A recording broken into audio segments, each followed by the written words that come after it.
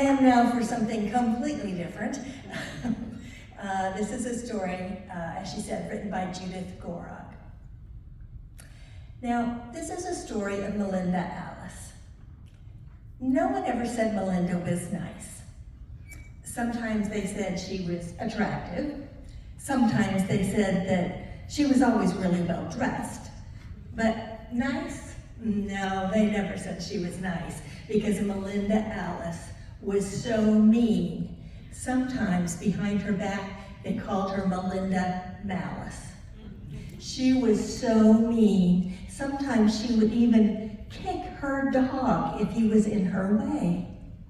Now, Melinda was also a bully, and she was the one who, with the new girl in class, she made fun of the clothes that she was wearing and made the other kids laugh at her. She was the one who got all the other kids to laugh at the substitute teacher. She made this teacher cry in class.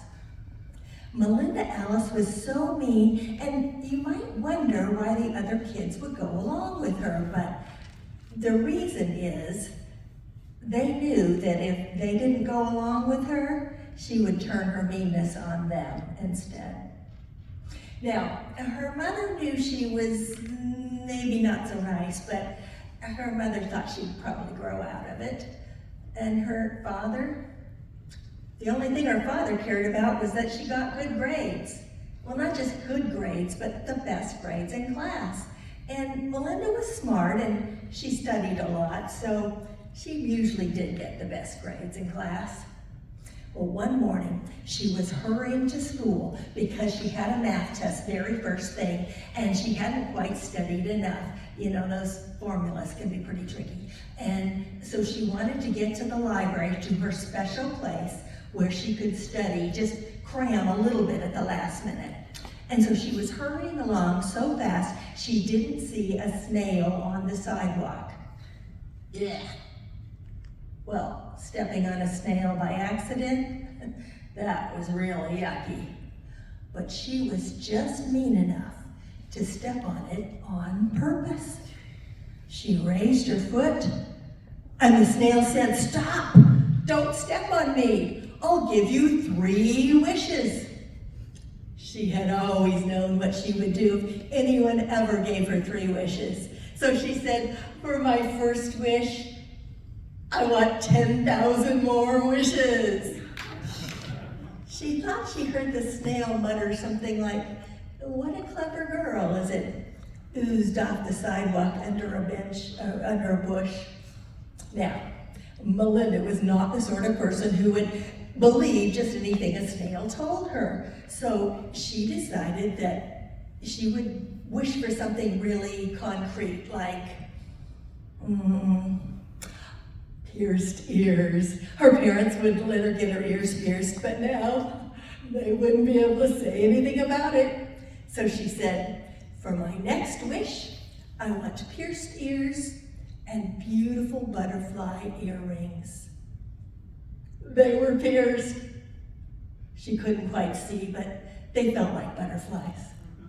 Well, now that she knew the wishes would come true, she didn't want to waste any. I mean, 10,000 was a lot, but she might run out sometime. So she got out of her backpack a little notepad and a pen, and she started writing down things that she could wish for without actually wishing for them.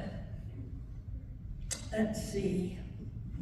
I could wish for a big screen TV for my room with every movie channel and no parental controls.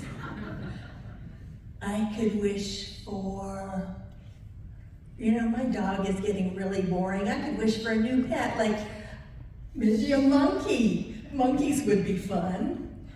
Or I could wish to be invisible. Just think of all the tricks I could play if people didn't know I was the one doing them. Well, she was just meandering towards school, and after a while she thought, I could wish for something for other people. They don't all have to be for me. Let's see.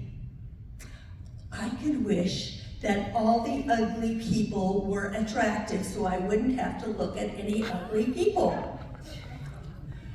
Well, she had been walking so slowly to school that she was walking up the front steps just as the first bell rang. And she was just sliding into her chair in her first class just as the second bell rang. And she turned to the boy next to her and said, "Hi, Melinda, are you ready for the math test?" "Math test? Oh no! That stupid snail made me late and now I don't have time to study and I don't know those last formulas and I'm gonna get a really bad grade and my dad's gonna be so mad at me. He's gonna ground me forever. Oh, I wish I was dead." And that was the end of Melinda Alice. And the moral of this story is, be careful what you wish for, because sometimes wishes come true.